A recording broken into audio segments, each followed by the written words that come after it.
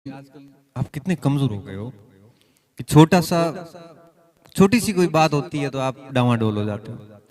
फिर मेरे को उसने ये कह दिया ना, अब मैं तो मर जाऊंगा, तो मर जाऊंगा, तो वैसे भी काम का नहीं। तो छोटी छोटी बात पे आप अगर इतने बड़े रिएक्ट करते हो, व्यक्ति को कभी भी प्रतिक्रियावादी नहीं होना चाहिए। प्रतिक्रियावादी समझते हो? रिएक्शन देना ही नहीं चाहिए। किसी ने कह दिया कि थारे सिलेक्शन वही कौन, अब नहीं कोई कौन, भूख मरो कौन, बस हो गया काम। क्यों जवाब देना पलट कर? बशीर बद्र साहब कहते हैं ना कि मुखालफत से मेरी शख्सियत संवरती है, मैं दुश्मनों का बड़ा एहतराम करता हूं। जो इस तरह से करने वाले लोग हैं, उनसे मेरे व्यक्तित्व में निखार आता है, तो मैं दुश्मनों को बड़ा शुक्रिया अदा करता हूं। एक मेरे साथी थे, आरएस की ट्रेनिंग में थे, बहुत पुरानी बात है, 2011-12 की बात है। एसटीएम बने थे, इंजीनियरिंग करके आए थे। तो हुआ यूं कि पास वाले साथियों ने थोड़ा, कि होता ये है कि जनरली आप किसी भी जगह जाओगे तो एक हीगल वाला है ना, थीसिस, एंटीथेसिस, सिंथेसिस, वाद, प्रतिवाद और संवाद। तो वाद है तो सामने प्रतिवाद भी है। भले आप आरपीएस बन के आरपीए ट्रेनिंग में जाओगे, वहां पे भी आपके सामने एक एंटीथेसिस तो आएगा। तो मजाक मजाक में सही, क्योंकि मजाक मजाक में व्यक्ति गंभीर बात कहता है, मजाक का हवाला देके। सीधा कहने में थोड़ी खतरे है तो कह दिया हूं तो मजाक करते हो। तो मजाक मजाक में उन्होंने एक बड़ा गंभीर आरोप लगा दिया, गलती से हो गई, पता नहीं कैसे एसटीएम बन गए। बाढ़ जी थे, पता नहीं कैसे एसडीएम बना दी, किसने बना दिया गया। आदत होगी कोई थोड़ा मोड़ा लिकर विकर लेने की आदत थी, ऐसी कुछ कह दिया कि सब्जेक्ट के बेस पे सिलेक्शन हो गया। उस समय 2 सब्जेक्ट होते थे, उनको बात बड़ी चुभी अंदर से। चुभने के बाद ये बात फिर उन्होंने हमें बताई और उन्होंने इंटरव्यू में भी बोली। चुभने के बाद उन्होंने कहा कि ठीक है, ऐसा ही है तो विषय चेंज करता हूं, अब आईएएस में अलग विषय के साथ दूंगा। आरएस के 2 विषय छोड़ दिए, आईएएस का फॉर्म डाला, तैयारी शुरू थी, पहले कर रहे होंगे। सब्जेक्ट दोनों ही चेंज की इंजीनियरिंग के लिए। और वेरी फर्स्ट अटेम्प्ट के अंदर रैंक मुझे एग्जैक्टली याद नहीं, 67 थी या 76 थी, ऐसी कुछ थी। वेरी फर्स्ट अटेम्प्ट के अंदर बंदा आईएएस बना। आईएएस बनने के बाद में पत्रकार आए, और ट्रेनिंग अभी एसटीएम की पूरी हुई नहीं थी, उससे पहले ही उसका सिविल सर्विस में सिलेक्शन हो गया। अभी वो आईएएस है। अब कैडर नाम लूंगा तो उनको पता चल जाएगा। तो पत्रकारों ने पूछा कि भाई, पत्रकार आ जाते जनरली पहले तो, आजकल तो खूब बनते हैं, पहले तो कम सिलेक्शन होते थे कि आप अपनी सफलता का श्रेय वगैरह, तो सफलता का श्रेय साथियों को ही दूंगा। मैं तो मेरे चुपचाप खा पी के बैठा था, मौज कर रहा था, तभी किसी ने ये कह दिया, हमारा तो खटकी बात के, और बात खटक जाती, मैंने तो ईगो पी लिया उसको, और फिर मैंने सारे मौज मस्तियां छोड़ दी, वापस मैं ढंग से पढ़ा, नंबर आ गया। बाकी इस सफलता में मेरे माता पिता, मेरे गुरुजनों का बहुत बड़ा योगदान है नहीं। ये सफलता सिर्फ मेरे इन साथियों की वजह से आई है, जिन्होंने ये कुछ ऐसी चीजें हुई और मेरा वो सिलेक्शन हो गया। तो कई बार क्या होता है, आपको निखारने में आपके ऐसे साथियों का बहुत बड़ा रोल होता है, तो उनको हमेशा अपने आसपास रखिए, ताकि पता चलता जाएगा कि आप में क्या कमी है या क्या हो सकती है भविष्य में।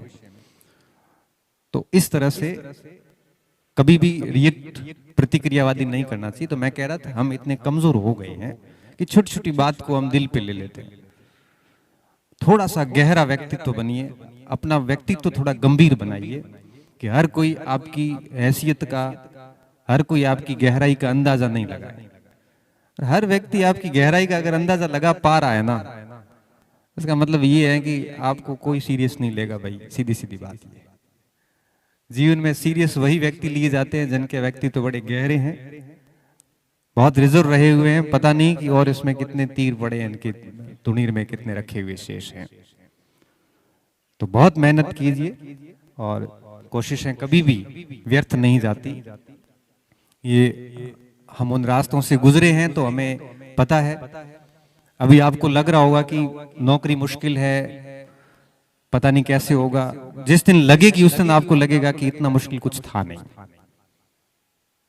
वो पंक्तियां है ना कि कोशिश कर हल निकलेगा, आज नहीं तो कल निकलेगा। अर्जुन के तीर सा सद, मरुस्थल से भी जल निकलेगा। अर्जुन से तीर सा सदना तो पड़ेगा ना मरुस्थल से जल निकालने के लिए। खाद डाल, पानी दे, बंजर भूमि से भी फल निकलेगा। हिम्मत रख, आग जला के रख, फौलाद का भी बल निकलेगा। कोशिश कर हल निकलेगा, आज नहीं तो कल निकलेगा। उम्मीदें जिंदा रख, उम्मीदें जिंदा रख, मेहनत कर, गरल के सागर से भी गंगा जल निकलेगा। गरल यानी जहर, गरल के सागर से भी गंगा जल निकलेगा। बैठना मत, काम करता जा, मेहनत करता जा, हिम्मत जुटाता जा। आज जो ठहरा ठहरा है, कल वो चल निकलेगा, कल वो चल निकलेगा। तो इस समय निश्चित तौर पे आप सभी संघर्ष की स्थिति में हैं। खूब मेहनत कीजिए, अपने व्यक्तित्व पे काम कीजिए, थोड़े से गहरे व्यक्तित्व बनिए। बहुत अधिक बोलने की आदत को थोड़ा कम कीजिए। कुछ लोगों के सामने अधिक बोलिए, कुछ लोगों के सामने, क्योंकि आज की स्थिति ये है कि आप कहीं पर भी बैठ के कुछ भी बोलोगे, उसको बहुत जूम करके 10 जगह पहुंचाया जाएगा। भरोसेमंद लोगों की कमी आ गई है। इसलिए अपनी जुबान पे नियंत्रण रखो, कम से कम बोलो, क्योंकि ये चीजें भी आजकल जरूरी हो गई है। आप क्या बोलते हो, कहीं बैठे हो बातें कर रहे हो, फिर वो बात तीसरी जगह पहुंचाई जाती है, फिर उसको फोन आता है, थारे टेंशन में 10 दिन पड़ाई गई। तो एड़ा उल्टा उल्टा लकड़ क्या तीर क्यों लेना, शांत रहो, बिल्कुल शांत। ये काम करने थोड़ी आए यहाँ पे सूरतगढ़ में। वो यहाँ कहो, बंदा यहाँ कहो, देख ली तो की देख ली भाई। आप इन चीजों में भी फंसे हैं। ये चीजें आपको दिख नहीं रही है, मुझे दिखती है। इसलिए हमेशा ध्यान रखें, जुबान पे नियंत्रण रखें। हर जगह नहीं बोले, हर जगह अपनी व्यथा मत बताओ। समाधान नहीं है उनके पास में, उनके पास केवल उड़ाने के लिए मजाक है। जाने के बाद वापस आप मुड़ोगे नहीं, उससे जस्ट पीछे शुरू हो जाएंगे। कितने भोले लोगों की किसके सामने समस्या बता के आया है। अरे तो खुद समाधान करो ना। ऐसी कौन सी समस्या जिसका समाधान आपके पास नहीं है, और नहीं हो रहा है समाधान, तो शांत हो जाओ, समय के साथ अपने आप हो जाएगा। कुछ चीजों का इलाज टाइम करता है, आप नहीं कर सकते, तो यहां रहो आराम से। सुबह से शाम पढ़ाई करो, अच्छा शेड्यूल रखो, अपने व्यक्तित्व पे काम करो, थोड़े गहरे व्यक्तित्व बनो। हर जगह जाके ऐसे खुल के फूट के मत आओ, नहीं तो क्या आपकी कोई वैल्यू नहीं होगी। बहुत अधिक बोलने वालों की वैल्यू नहीं होती। बोलिए उपयुक्त मंच पे, उपयुक्त स्थान पे और उपयुक्त जगह पे, उपयुक्त लोगों के सामने बात रखिए। मैं कॉलेज जाता हूं, मेरे अगर स्टाफ को आप किसी को जानते हो तो पूछना। आपको यूं लग रहा होगा कि मैं बातूनी व्यक्ति हूं, खूब बातें कर रहा हूं। विद्यालय महाविद्यालय परिसर में फर्स्ट ईयर की जब क्लास होती है, उसको आप छोड़ दो, बाकी मैं किसी से कोई बात नहीं करता। तब कोई लोग कहते कि इसमें बहुत एटीट्यूड है।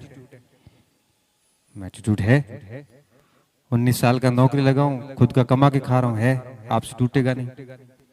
साफ बेदाग चरित्र रखा हुआ है एटीट्यूड।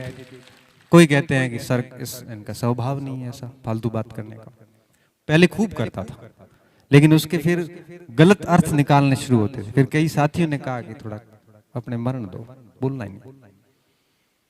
क्योंकि मेरा स्वभाव ऐसा है कि मैं कहीं पे भी ध्यान नहीं रखता कि कौन बैठे है, क्या बोल रहा हूं। मैं सारा ही परतें खोल देता हूं, सीधा सीधा। फिर कई बार सुरेंद्र जी भी कहते हैं, अरे कंट्रोल कंट्रोल। युवराज जी कहते हैं, गणपति थोड़ा ध्यान रखना चाहिए। फिर मेरे को कोई कहता है तो मेरे को बुरा लगता है, मैं लिख लेता हूँ। तो वो कहते हैं कि अब इसको कुछ कहना ही नहीं है। अब मैं